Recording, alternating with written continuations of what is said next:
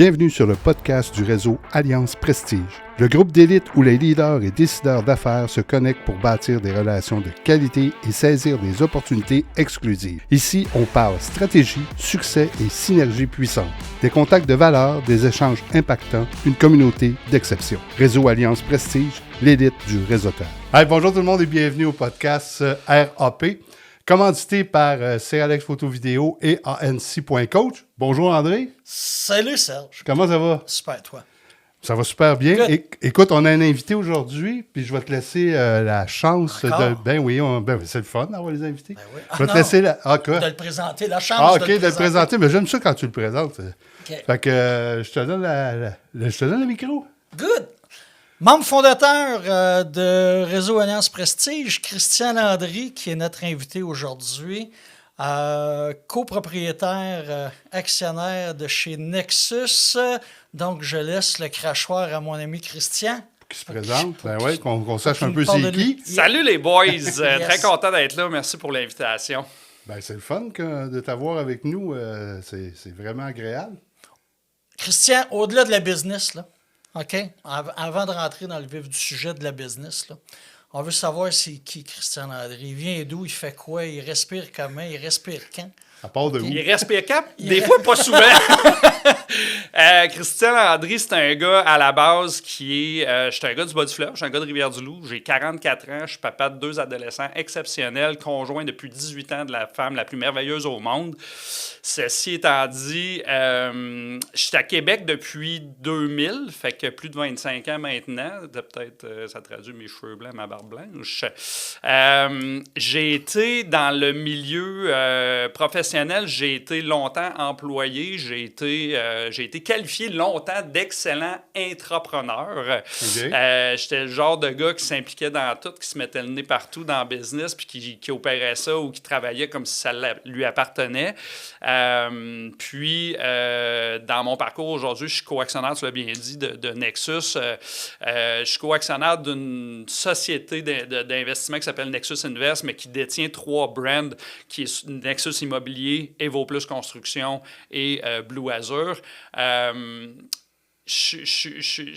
y a eu un changement dans ma vie. Je ne sais pas si c'est la crise de la quarantaine, mais ça a un lien. Mais je me suis toujours... J'ai toujours eu, dans le fond de moi, l'intention d'être à mon compte, d'être entrepreneur. Puis, tu sais, aussi loin que je peux me rappeler, 16, 17, 18 ans, je voulais être propriétaire. À 30 ans, j'ai déjà écrit sur une feuille de papier, je veux avoir ma maison, ma conjointe, mes 2 enfants, puis être propriétaire d'un restaurant. Je ne suis pas propriétaire d'un restaurant, mais je suis co-actionnaire de 3 bannières, 3 brands, 3 entreprises. Fait que puis j'ai plus 30 ans. Mais c'est bien correct. Je suis content du chemin que j'ai parcouru, mais je viens pas d'une famille... Tu sais, je viens mon père a été camionneur toute sa vie, ma mère était secrétaire de direction chez Desjardins. Je viens d'un milieu ou d'une génération, puis c'est pas un reproche, mais où le discours dans la maison était beaucoup trouve-toi une job qui est stable, que t'aimes ça, que t'aimes pas ça, l'important c'est que tu aies un bon régime de pension, fais ton chiffre, puis tu t'amuseras à la retraite. C'est un peu, je le dépeins dans mes mots, mais c'est un peu ça. Puis j'ai jamais adhéré à ça. J'ai jamais adhéré à ça. Je suis pas un gars qui est allé à l'école longtemps. J'ai un diplôme d'études secondaires 5, puis j'ai un DEP en vente automobile. Ça traduit le gars. C'est quand même ça, pareil. Absolument. Moi, j'ai un diplôme en secondaire 5, mais j'ai pas de DEP. Fait que... Écoute, c'est quoi les valeurs qui animent Christian Landry? Il y a 4 valeurs qui sont très, très, très fortement ancrées en moi, qui sont la liberté, la loyauté, la générosité et la simplicité. Je pense que ça décrit extrêmement bien la personne que je suis. Je suis un gars qui n'aime pas ça compliqué. Je suis un gars, des fois, qui se complique la vie peut-être un peu trop pour rien.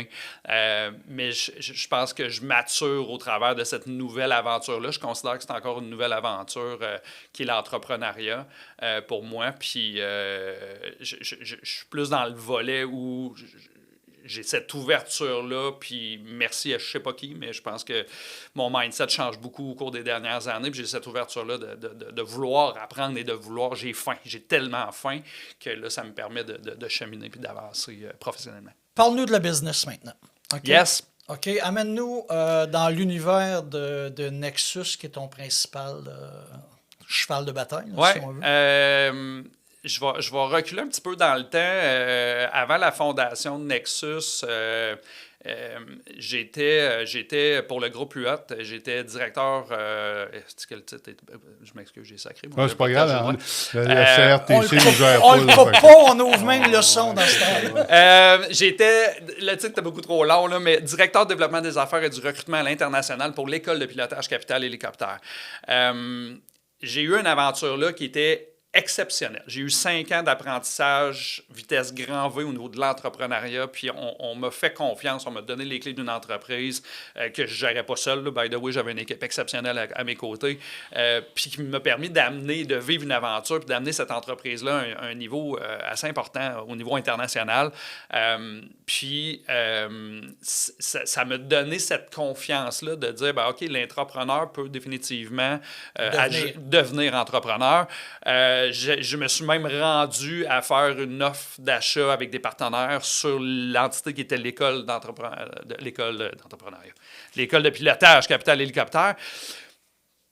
J'ai dit qu'à ça tomber des mains des fiscalistes, vous devenez probablement de la réponse que j'ai eue. Touche pas à ça, mon grand. Fait que... et là, l'envie était là. La piqûre était donnée. Le syndrome d'imposteur était très présent. Fait que j'avais une confrontation avec moi-même là-dessus.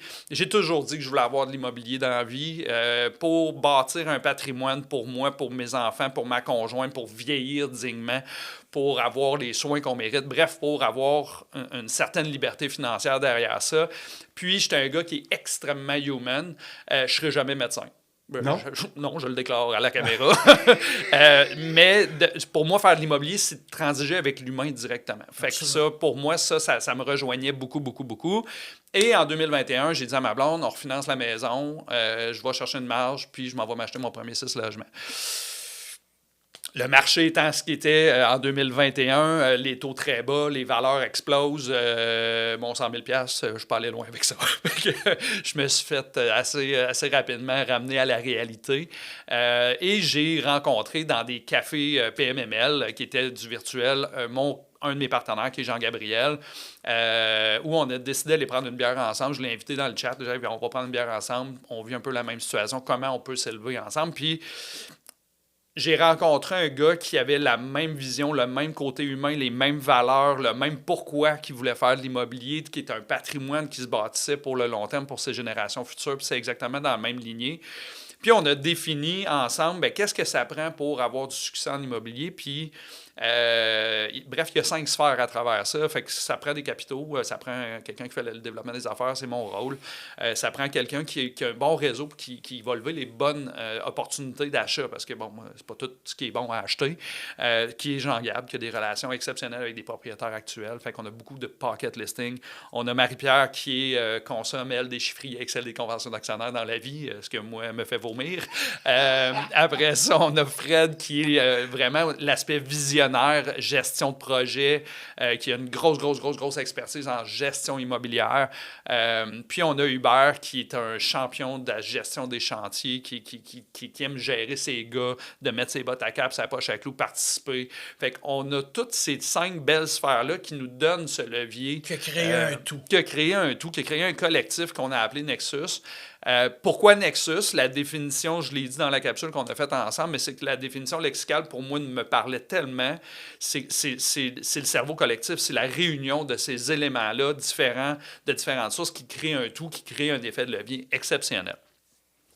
Ceci étant dit, pourquoi on se lève le matin, pourquoi Nexus existe, c'est qu'on croit beaucoup à la revalorisation des bâtisses existantes. Donc, on se lève le matin, c'est qu'on veut bâtir un monde meilleur. Bâtir un monde meilleur et partager la prospérité, ça veut dire qu'on veut prendre un immeuble existant, là, j'utilise souvent le même exemple, mais je prends une bâtisse dans Saint-Sauveur à Québec, ça se peut-tu que la bâtisse qui a été construite, disons, dans les années 60, avait une vocation d'héberger Paul avec sa boîte à lunch en métal, sa conjointe puis ses 14 enfants dans un 4,5 parce que c'était manufacturier.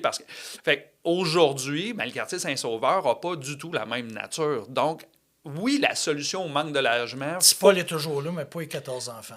Paul est encore sur le coin de la rue. Mais oui, la solution au manque de logement va passer par de la construction neuve. C'est indéniable parce que la population monte pour plein de facteurs qu'on connaît bien et qui sont bien véhiculés dans les médias. Mais on peut-tu revaloriser ce qui existe déjà? Peux-tu reniper ce qu'on a? Je pense que oui. Je pense que ça passe par là. Puis, de reniper ce qu'on a déjà, ben ça s'appelle revaloriser les quartiers. Ça s'appelle redonner une nouvelle vie à des bâtisses. Ça s'appelle à s'adapter, adapter aux besoins actuels et futurs de la clientèle qui va demeurer dans ces immeubles-là. Fait que c'est beaucoup là où on est extrêmement attentif et sélectif dans nos projets. Bien sûr que le volet social et le volet rentabilité de l'immobilier, les deux vont ensemble. Tu sais, ouais, mais il faut que ça soit rentable, définitivement. Je vous le dis tout de suite, c'est le pilier numéro 1 décisionnel de Nexus. Là. Si le projet n'est pas rentable, Chris, on y va pas. Là. Fait que soyons logiques. Là. Ben ouais. Mais est-ce qu'on est capable d'avoir un impact majeur sur le quartier actuel, les besoins actuels de la population versus cette adresse fixe-là? Je pense qu'à notre échelle, à nous, définitivement, on peut avoir un impact. Puis, quand on dit repartager la prospérité, ben c'est la repartager. Prospérité égale l'aspect peut-être financier, pécunier, mais ça se repartage de façon beaucoup plus large que ça. Ne serait-ce que de se faire dire, Christian, ça fait 4 ans que je demande au propriétaire un moustiquaire dans ma cuisine, puis je ne l'ai pas encore. Okay. Ça prend juste ça pour te rendre heureuse, madame. Ça va me faire plaisir de t'en mettre un moustiquaire, tu comprends? Combien de moustiquaires? C'est juste d'être à l'écoute de ces gens-là. Fait que notre méthode n'est pas extraordinaire. Là. On fait t'as juste pas réinventé. Non, t'as juste été à l'écoute. On prend juste le temps de s'asseoir avec ces gens-là, d'écouter les besoins qu'ils ont, d'adapter notre offre de service en fonction des besoins qu'ils ont. Puis oui, il y aura toujours des locataires désagréables. Puis ces gens-là, quand ils voient qu'il y a un cadre qui est instauré puis qu'ils n'ont plus le gros bout du bâton, ils s'en vont ailleurs. C'est une épuration naturelle, c'est ça. Je t'arrête. Oui, parce que je peux partir longtemps, tu me connais. Oui, absolument. Écoute, tu nous parles de la vision, tu nous parles du pourquoi Nexus existe, etc., etc. Ça fait combien de temps que Nexus existe actuellement? Nexus a été créé, j'y vais de mémoire en août 2022 officiellement. OK. Officiellement. Depuis 2022, oui. Il y a des bons coups, il y a des mauvais coups, oui. Il y a des bouts de tough, il y a des bouts de faciles. Parle-nous d'un bout de tough, puis comment est-ce que vous vous en êtes sortis? Je dirais que des bouts tough, sans que ça soit vu négativement, on va toujours en vivre. Là, by the way. Tout à fait. Fait que, tu sais, actuellement, on est dans un marché où il faut dégainer extrêmement vite. Fait que, tu sais, les belles opportunités, il y en a, mais on est dans un marché à Québec, là, je vais parler de Québec, on est dans un marché où, si on ne se positionne pas très rapidement, tu sais, je vais donner un exemple, puis que ça ne nomme pas personne ou quoi que ce soit, mais un 31 unités qui était à vendre, qu'on s'est positionné, le prix demandé était à 5 millions, on s'est positionné à 5,6 millions, puis on a fini en bas de la liste. Là. Fait que, tu sais, on ne l'a pas eu. 14e, bon, pas 14e, mais tu sais, je veux dire, on ne l'a pas eu à 5,6 millions quand il est affiché à 5. Là. Fait qu'à un moment donné, il y a des gens qui s'incrustent dans le marché, puis que c'est correct, c'est leur job, c'est leur rôle, qui sont des investisseurs qui parviennent des fois d'ailleurs de la ville de Québec. Des investisseurs purs. Puis qu'eux autres ont une vision sur 25, 30, 35, 40 ans. Fait que de l'acheter déficitaire jour 1, ils ont la structure pour pouvoir l'absorber. C'est pas notre cas actuellement. Puis c'est pas le type de projet qu'on veut proposer à nos partenaires actionnaires non plus. Donc, c'est une réalité. Ça, c'est un bout de tough actuellement qu'on vit dans le day-to-day. Ceci étant dit, il y a des alternatives pour s'adapter, puis c'est ce qu'on est en train de mettre en place, puis c'est de s'adapter. Je pense que l'innovation fait partie des valeurs de Nexus. Pourquoi? Pour rester agile. Il faut qu'on reste agile dans notre industrie, dans notre marché. Maintenant, autre bout de tough plus à l'interne, ben c'est toujours l'enjeu. C'est pour moi pareil chez vous dans vos foyers, boys, là, c'est la communication. C'est autant au niveau personnel que professionnel. Tu sais, on est 5 individus, on est 5 co-actionnaires, on est 5 têtes fortes, on est 5 leaders, on est 5 gens extrêmement compétents dans chacun de nos sphères de domaine. Vient un temps où on veut tous bien faire, il n'y a jamais de mauvaise intention derrière, mais qu'on prend des actions qui ont finalement un impact chez notre collègue, puis qu'on nous, on ne l'a pas vu venir, puis que lui, il dépense du temps et de l'énergie où il ne devrait pas parce que j'ai eu un impact. Fait que c'est juste là où il faut réaligner sur une base régulière. On est accompagné de l'externe aussi par des gens qui sont compétents, qui nous font... Pour moi, c'est hyper important. On vit tous les 5 dans la même réalité. On a tous la même face dans la même forêt, là. Mais d'avoir quelqu'un de l'extérieur qui nous fait voir son point de vue extérieur, qui nous fait reculer un petit peu pour sortir de l'action quotidienne, pour voir une vision beaucoup plus globale, macro-stratégique de l'avancement de Nexus et du pourquoi de l'existence de Nexus, de se le ramener, c'est hyper important. Ça m'amène à une autre question. on se ramène en 2022. Yes. Qu'est-ce que tu ferais avec ta connaissance d'aujourd'hui, ce que tu ne ferais pas si tu revenais en 2022? Je vais l'amener de mon bord à moi sur le volet de développement des affaires. Arrête d'avoir peur. Arrête d'avoir peur. Je ne sais pas de quoi j'avais peur, bien honnêtement. Puis, tu sais, je pense que l'exercice qui a été fait fin 2024, de vraiment aller chercher le fondement du pourquoi de Nexus, de notre source de motivation à tous les 5, je vais le nommer, c'est Yves Plourde qui nous a accompagnés là-dedans. Puis, ça a été un exercice exceptionnel. Parce que ça nous a donné une. Tu sais, je vais utiliser ton expression à toi, André, là, le pare-brise est venu clean, mon gars, là, instantanément. Fait que ça, pour moi, ça a été un gros changement de mindset. Et ma façon à moi de l'apporter, le projet Nexus, je l'habite. Là, il me fait comme un saut de lycra. Ça représente qui je suis. Gênant.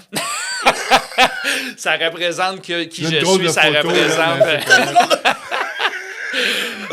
quand tu m'as dit que j'allais mettre mon costume, tantôt, je pensais que c'était ça que tu allais faire. Mais en tout cas, c'est là où aujourd'hui, l'approche est différente. Le persona à qui on veut s'adresser est très, très, très clair dans ma tête. La mission m'habite pleinement et j'ai complètement une autre énergie. Fait que pour répondre à ta question, qu'est-ce que je ferais différemment? Je prendrais la peine d'identifier ce volet-là, le pourquoi Nexus, de façon beaucoup plus claire. On le fait instinctivement. Moi, j'ai un don dans la vie, là, c'est m'entourer de gens qui sont pas mal meilleurs que moi. Fait que je me suis entouré de 4 personnes qui sont hyper compétents dans ce qu'ils font, qui avaient déjà une expertise. Fait qu'il y a déjà un background. On est hyper complémentaires. Fait que de m'entourer de ces gens-là, ça m'a permis de m'appuyer, mais de bâtir... Il y avait peut-être un manque de connaissance de ma part ou pas un manque de confiance. C'est ça, je veux que ça soit clair. J'ai jamais manqué de confiance envers mes collègues. Mais il y avait une insécurité, je vais appeler ça comme ça de mon côté, qui aujourd'hui est réglée. Puis je l'ai réglé par différents outils. Puis probablement qu'en 2022, j'aurais dû régler ça très important. Okay. Christian, moi je la connais la réponse, mais c'est quoi la cause que Christian et Paul, dans sa vie, qui aiment d'en parler puis faire des actions? Il y en a plus qu'une, Serge, puis je sais à quoi tu fais référence, puis on a créé un événement en octobre 2024 qui à la base, pour nous, on voulait juste organiser un 5 à 7 pour remercier nos partenaires. Puis je me souviens comment sur le nerf que tu étais à ce moment-là. Mais ça a été géré à la Christian un peu, là. Je vais me tirer une roche, mais ça a été géré à la dernière minute aussi. On l'a pris, cette décision-là, à la dernière minute. Puis mais l'événement est un succès sur toute la ligne. Là. Fait que, initialement, ce qui devait être un 5 à 7 de 20, 25, 30 personnes a terminé en levée de capitaux de 12 500$ pour la Société des armeurs de Québec, avec 75 inscrits, mais 87 personnes qui ont passé au total. Fait un enquête improvisé. Bref, ça a été une soirée exceptionnelle. Puis l'intention de cette soirée-là, oui, je voulais redonner à la Société d'Alzheimer de Québec parce que ma mère est décédée de l'Alzheimer, parce que ça touche des membres de Nexus aussi, cette maladie. Puis ça touche pas juste des membres, ça touche beaucoup de gens. Mon père aussi. Puis c'est ça. Fait que tu sais, oui, c'est une cause qui est très importante pour moi. Il y a d'autres causes qui sont importantes pour moi. Tu sais, Nexus a remis un chèque de 10 000 $ à la Fondation Charles Bruno pour le volet vol d'un survivant qui aura lieu en septembre sur le lac Saint-Augustin, où on va être présent pour te donner notre aide. Puis on le fait pas pour avoir de la visibilité ou de la note. Non, zéro. Pourquoi? Parce qu'on est tous des papas, des mamans. À part Jean-Gab, là, il se pratique tranquillement. Il magasine? Non, il a trouvé sa conjointe, mais bon, je sais pas, là, à un moment donné, ça va déborrer.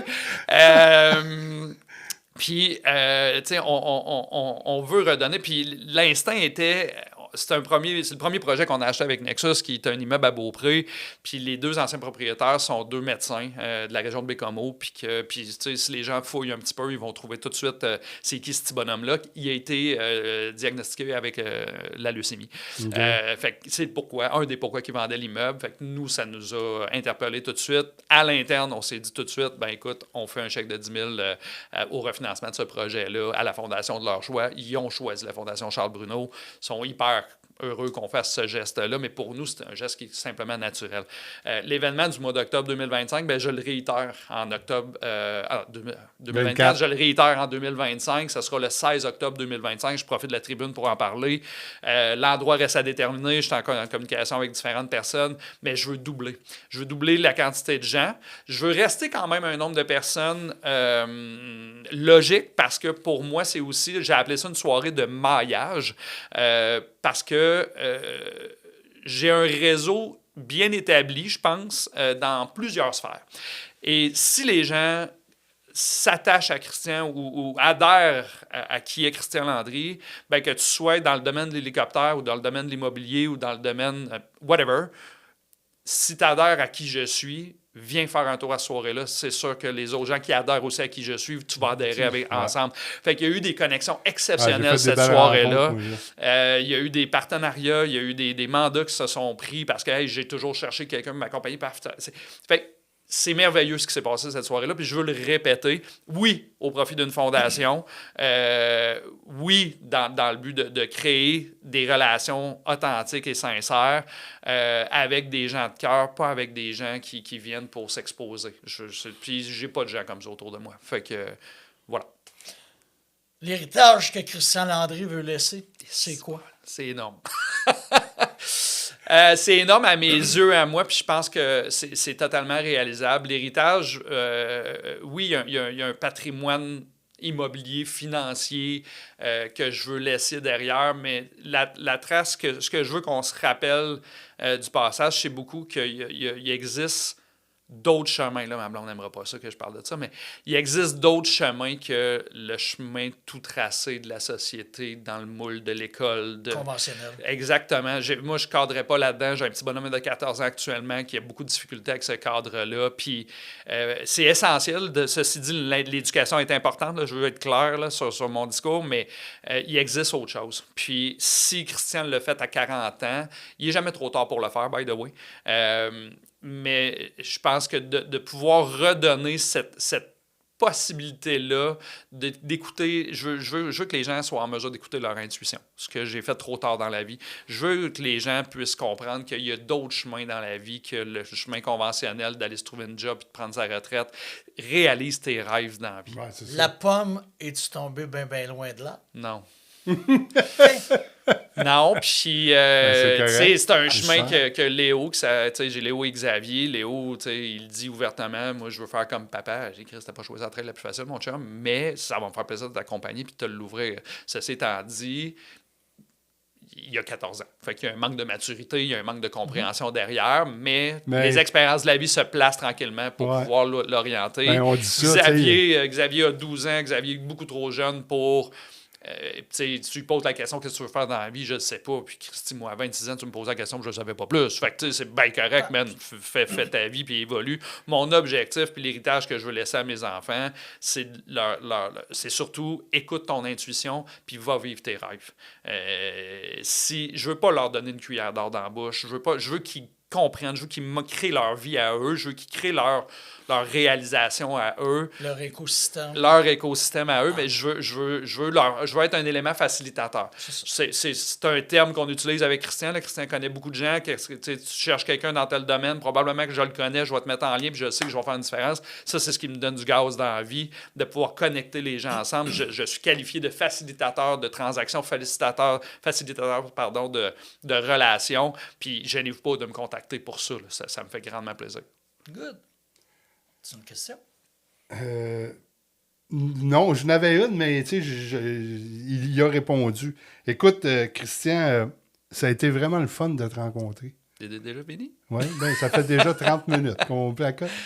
Ça a été vraiment le fun de découvrir Christian. Tu sais, moi, je te connais depuis, je sais pas, moi, 3-4 ans à peu près.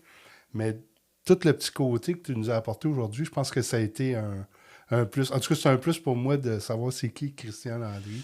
Ça va définitivement être un plus pour le réseau complet, entre autres. Là. Puis, by the way, c'est quoi qui t'a emmené dans le réseau? Qu'est-ce qui te fait allumer? Tu fais partie d'une tonne Une tonne, j'ai réduit un peu. Là. Oui, j'étais un gars qui carbure aux relations humaines.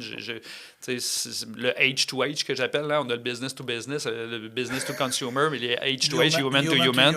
Ouais. Expression de Serge Beauchemin que j'y ai volé. Je m'excuse, Serge. Mais pour moi, c'est ce qui me définit, c'est ce qui me drive, c'est ce qui m'alimente, c'est ce qui me donne du gaz. Fait que d'être en lien avec des gens, de créer des connexions avec des gens de cœur qui ont les mêmes valeurs que moi puis qui ont de l'ambition, décidément, jamais je vais dire non à ça.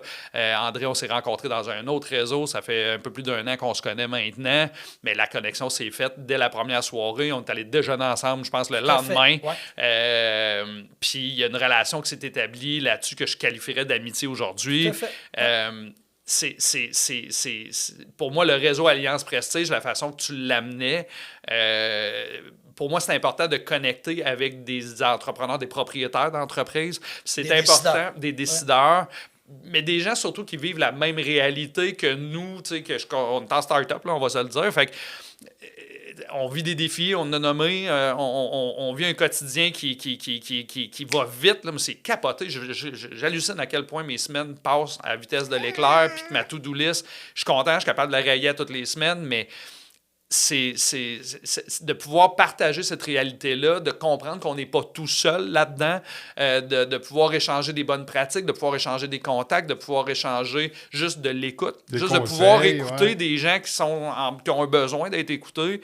C'est très cool. Puis j'ai sincèrement développé des belles relations avec les membres. Puis je textais Carl Paquette encore un matin, hier. Fait que tu sais, c'est ça que ça apporte pour moi, le réseautage, c'est primordial dans la vie.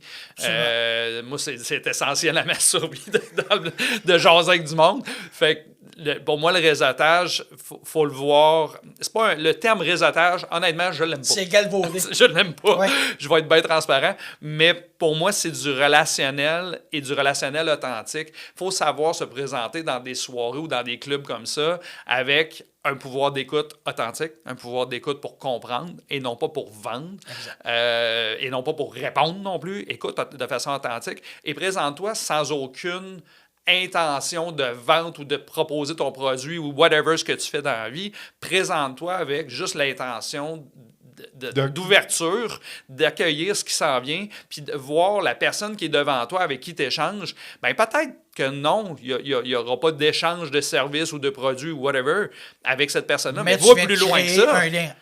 Cette personne-là connaît combien de monde que toi, tu ne connais pas. Ouais, tu ne peux pas déconnaître quelqu'un que tu connais. Puis il y a un gars qui me dit, dans la vie, qui s'appelle Sylvain Guimond, que j'aime beaucoup. Sylvain m'a fessé... Docteur Sylvain Guimond.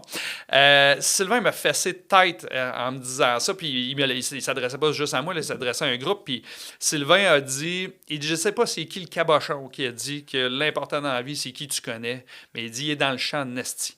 Il dit, l'important dans la vie, c'est pas qui tu connais, c'est qui te connaît. Qui te connaît. Puis ça, je l'ai adopté. Ça, c'est un des éléments qui a changé versus 2022, définitivement. Christian, on ne peut que te remercier du temps que tu as pris ce matin. Okay. Hey, je l'aurais pris encore, c'est ma première expérience. Merci, boys. Honnêtement, j'adore ça. Je suis certain que ça va avoir un impact excessivement positif sur les membres à l'écouter, ce podcast-là. Puis encore une fois, mon âme, merci. Je peux-tu faire une confidence? Oui, vas-y. Moi, là, au secondaire... Un scoop? On appelle ça un scoop? Oui, au secondaire, là, moi à 16 ans, je suis parti de la maison pour venir travailler à Québec, puis je travaillais dans des entrepôts, peu importe. Puis j'écoutais Choix 98 heures. Bon, j'adhère un petit peu moins aujourd'hui, ben honnêtement, mais Jeff Fillion, Yves Landry, etc. Ouais. Et mon choix de carrière était animateur de radio. Je voulais être animateur de radio dans la vie. J'avais pas un coteur. Fait que le cégep de Jonquière m'ont dit « Excuse-moi, mais on va se poser de toi. » Fait que je suis jamais allé là. Bien content d'où je t'ai atterri dans la vie, by the way, mais cette expérience-là, pour moi, c'est priceless à matin. Ouais, Colin, on va en faire un. Yes, sir! Absolument, yes. Hey, merci tout le monde. Merci Christian. Boys. Ouais. Merci beaucoup. Puis, on vous invite à écouter cette capsule-là sur notre chaîne YouTube. Je pense que ça va être très intéressant. Merci. Ciao tout le monde. Bye. Salut.